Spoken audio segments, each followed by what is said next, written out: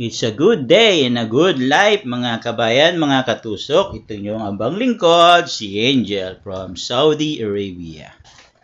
Ngayon po ay meron tayong tanggap, Huwebes, isang kaida or mujassam.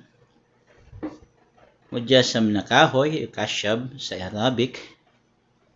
Ang gagawin po natin ngayon ay mix color, mix baby roses and roses. Worth 120 SR.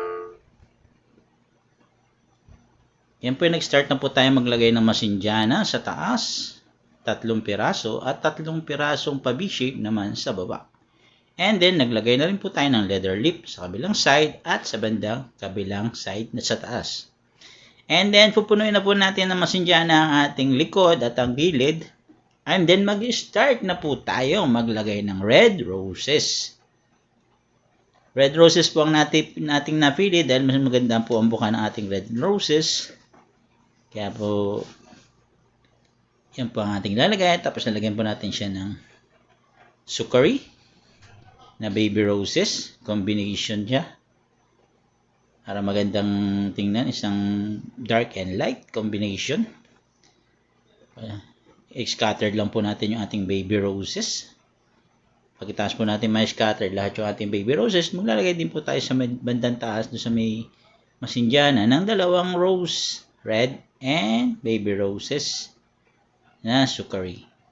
And then, papalibutan din po natin siya ng gypsum para dagdag elegante, dagdag design, at para yung ating mga espasyo ay matakpan. Malapit na po natin makompleto ang ating baby roses. Maglalagay na po tayo ng additional gypsophilia. Ang ating customer ay regular customer na natin. Kaya kabisado na niya yung sistema ng ating gawa. Hindi na siya nagre-request kung anong gusto niya. Basta alam niya, maganda yung kalalabasan at malaki, masaya na siya. And po nilagay na po natin yung 2 roses sa taas. And then mag-scatter na po tayo ng ating gypsophilia. Pandagdag design at pampabalansin ng ating kulay. Yan, ispat-ispat natin yung mga gilid-gilid, yung mga may espasyo. Lagyan natin ng mga gypso. Scattered lang natin at magmukhang maganda yung ating kaida or ating mujassam.